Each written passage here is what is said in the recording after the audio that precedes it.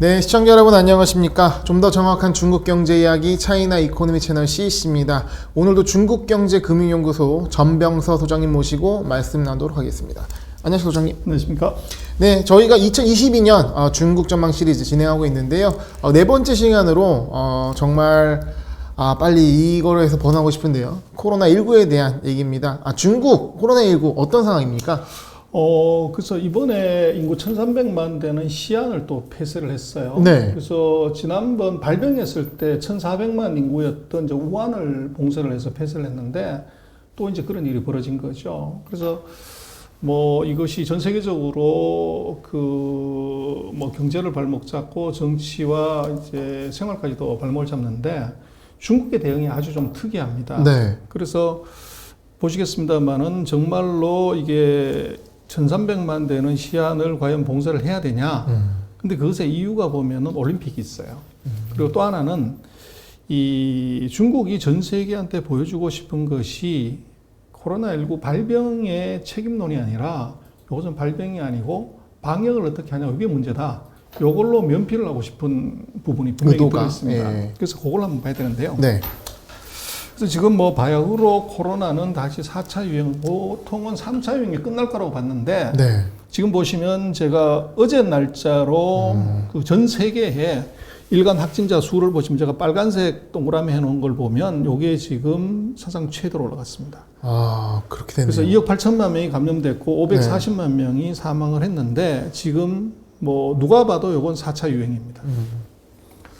근데 이제 미국하고 중국을 비교를 해보면 확진자 수를 보면 미국은 5,300만 명, 중국은 10만 명, 뭐 숫자가 너무 작죠. 근데 네. 요것은 중국 같은 경우는 작년 3월 달부터 이 무증상자는 통계에서 빼요.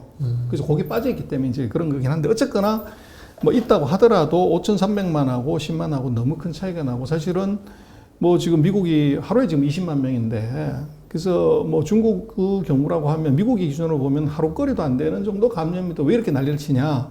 이제 요게 중요한데요.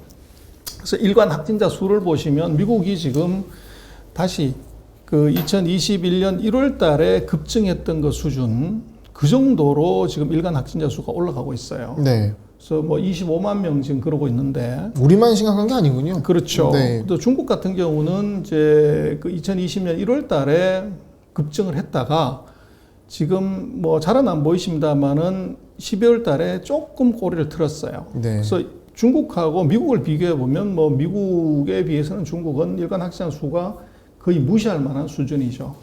그런데 도시를 폐쇄할 정도로 이제 간 건데 얼마 때문에 보시한 거냐면 지금 보시면 이제 시안 거리인데요. 이제 방역하는 사람들이 있고 저녁에 거리에 사람 하나 없죠. 그래서 신규 확진자 수가 12월 9일 날 12월 20일 그쯤에 250명 딱 넘어가자 바로 이제 이 도시 폐쇄를 시킨 겁니다.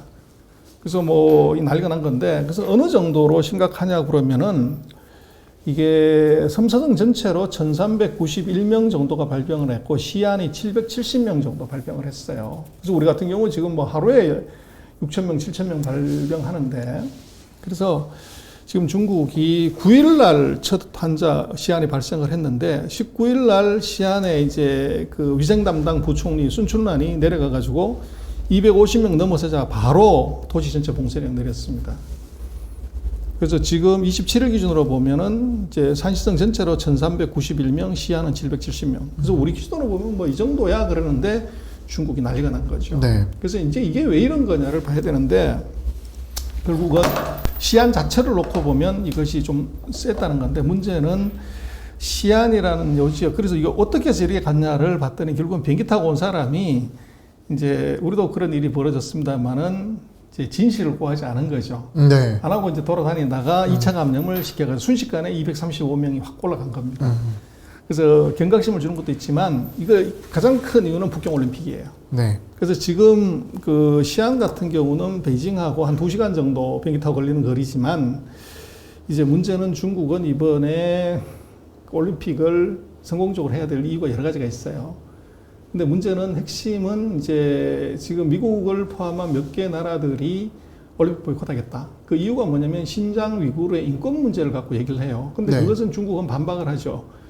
스포츠 정신에 어긋난다. 근데 사실은 뭐 그럴 수도 있지만 문제는 진짜 보이콧을 할 수 있는 것은 코로나 때문에 못 가. 이러면 진짜 그건 명분이 되죠. 그래서 지금 중국은 베이징에서는 어떤 일이 있어도 코로나가 단 한 명도 발병하면 안 된다.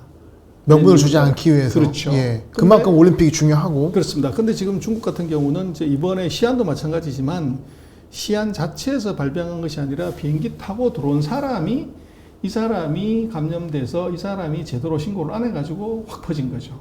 그래서 이제 베이징 같은 경우를 보면은 지난번에 우리도 보면 서훈 그 안보실장하고 양지츠 그 외교 담당이 북경에서 회담을 한 게 아니에요. 전진에서 회담을 했잖아요. 네. 그 이유가 외국인들을 아예 뭐 누구든 간에 북경에 들여보내질 않는 거죠. 이유 막론하고. 그래서 이왕- 외부에서 네. 이게 감염될 수 있는 위험성 때문에. 북경이 쏘는데. 그렇죠. 예.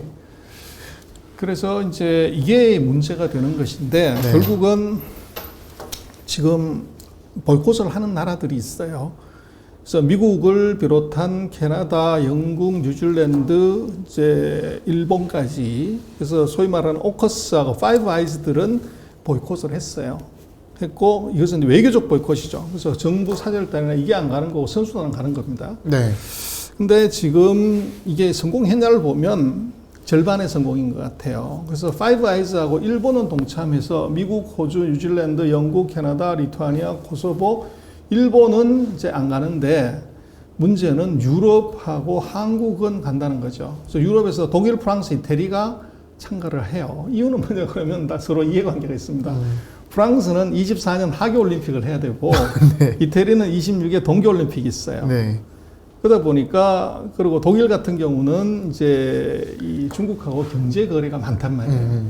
그리고 노르웨이 같은 경우도 지난번에 그 노벨 평화상 때문에 그 싸움 해가지고 이제 그 경제 보복을 받은 적이 있는 거죠. 그러다 보니까 유럽 국가들은 이 보이콧에 썩 내키질 않아요. 그러다 보니까 이것이 파이브 아이즈하고 일본 정도가 보이콧을 하는데 요게 이 큰 효과가 있을 거냐 이제 그럴 가능성이 좀 떨어지는 거죠. 그래서 그런 문제가 있고 네. 정치적 행위로. 그렇죠. 그래서 문제는 이제 우리로 봐서는 이 제로 코로나 정책이 중국 경제에 어떤 영향을 이게 중요할 것 같아요. 그래서 중국은 아까 말씀드렸지만 무리한 외부 세계가 봤을 때 무리한 그런 방역은 올림픽에 이제 그 제로 코로나를 통해서 빌미를 주지 않기 위해서 철저하게 통제를 하는 것인데 이것은 경제에 지대한 악영향을 줍니다. 그래서 이동을 통제하고 있고 그 다음에 이게 소비가 그럼 줄게 되는 거죠. 그래서 시안 같은 경우는 이틀에 한 번 한 집에서 한 명만 나가서 물건을 살 수 있게 만든 거죠. 그러면 뭐 소비가 전혀 안 되는. 그리고 지금 제가 볼 때는 이게 아마도 1월 말에 지금 우리 구정이 있잖아요. 춘절이. 근데 이게 2월 5일인가 2월 초에 지금 베이징 올림픽이 열리기 때문에 그 이전에 이번에 아마 중국은 그 춘절에 이동을 못하게 할 가능성이 높아요. 네. 그렇게 돼버리면 이제 춘절 소비가 굉장히 경제에 큰 영향을 주는데 이게 스톱이 되는 거죠. 어떻게 보면 올림픽 특수, 춘절 특수가 다 사라지고 싹 사라지는 거죠. 그 이후에나 좀 소비 회복 기대할 수 있는. 그렇죠. 예. 그래서 1사분기의 수치가 굉장히 나빠질 가능성이 있어요. 그 이번 시안 사태를 그렇게 간단하게 볼 사안은 아니고 네. 그러면은 이것은 중국은 GDP 떨어지는 것이 문제가 아니라 올림픽에 어떻게 보면 개최가 더 중요하기 때문에 그대로 밀고 갈 거예요. 그러면 이제 1사분기 GDP가 떨어질 수 있는데 그러면 3월 양력이 끝나고 나서 어떻게 할 거냐 그러면 아마도 이 숫자가 어떻게 나오는지 봐야 되겠지만 나쁘게 나올수록 2분기에 경기 부양성은 세게 나온다. 이제 그 그림이 지금 있을 수 있을 것 같아요. 2보 전진을 위한 1보 후퇴 뭐 이런 느낌으로. 그렇죠. 네. 그리고 이제 그것이 부양책을 세게 쓰면서 네. 이동을 풀게 되면 그렇게 되면 이제 그 우리도 뭐 3주 전에 그 위드 코리나 하면서 네. 이태원도 뭐 이제 북적북적하고 아, 할로윈이 엄청났습니다. 그렇습니다. 네. 그렇듯이 이제 그럴 수 있는 가능성이 있는 거죠. 네. 그래서 지금 이번 뭐 사태들을 그 좀 예의주시해서 봐야 되는데 민감한 이유는 올림픽 때문이다.